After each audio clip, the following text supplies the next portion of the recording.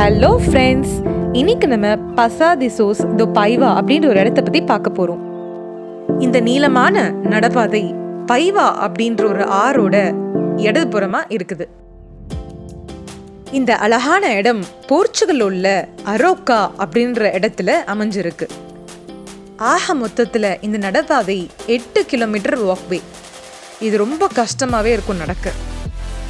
என்னதான் கஷ்டமாக இருந்தாலும் இந்த நடப்பாதை ஒரு இனிமையான நினைவாக இருக்கும். இந்த இடத்துக்கு போகிறதுக்கு 2 என்ட்ரி பாயிண்ட் இருக்குது. ஒன்று அரேனியோ, இன்னொன்று எஸ்பியோங்கா. அரேனியோவில் இருக்க என்ட்ரி பாயிண்ட் மேலேருந்து கீழே இறங்கி வரணும். அது கொஞ்சம் ஈஸியாக இருக்கும். ஆனால் எஸ்பியோங்காவில் இருக்க நடப்பாதை கீழேருந்து மேலே போகணும். அது கிட்டத்தட்ட ஒரு ஹில் ஸ்டேஷன், கீழேருந்து மேலே மவுண்டன் ஏறுற மாதிரி இருக்கும். ரொம்பவே கஷ்டமாக இருக்கும். இந்த இடம் ஃபுல்லாக ஸ்டேர்ஸ் மாதிரி இருக்கும். நாங்கள் அரேனியோவிலேருந்து ஆரம்பித்தோம். ஸோ பார்த்தீங்கன்னா படிக்கட் மேலேருந்து கீழ் நோக்கி போகிற மாதிரி இருக்கும்.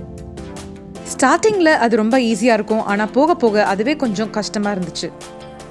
அழகான கற்கள், சின்ன குன்றுகள், பச்சை பசேர்ன மரங்கள், பளிச்சுன்னு ஓடும் ஆறுகள் அப்படின்னு இந்த இடமே ரொம்ப அழகாக இருக்கும். சுருக்கமாக சொல்லணும்னா, கடவுள் உருவாக்குன எல்லா அழகான அதிசயங்களிலும் மனுஷங்க பார்க்கணும்னு நமக்காக உருவாக்கப்பட்ட ஒரு இடம்னு நம்புகிறேன். இந்த இடத்துல ஒரு அழகான தொங்கு பாலம் இருக்குது. அதுதான் நீங்கள் இப்போ பார்க்குறீங்க. இந்த நடைப்பயணத்தில் சில நேரங்களில் எங்கேயும் நடக்காமல் அப்படியே நின்று சுற்றி இருக்கிற அழகை ரசிக்கிறதுக்கு நல்லாவே இருந்துச்சு.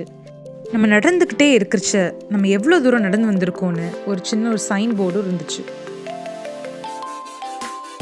இந்த பயணத்தின் இறுதியில் ஒரு சந்தோஷமான நினைவோட நீங்கள் வீட்டுக்கு போவீங்க. ஓகே ஃப்ரெண்ட்ஸ், இந்த வீடியோ உங்களுக்கு பிடிச்சிருக்கும் நம்புகிறேன். நான் அடுத்த வீடியோவில் சந்திக்கிறேன். பாய், டேக் கேர்.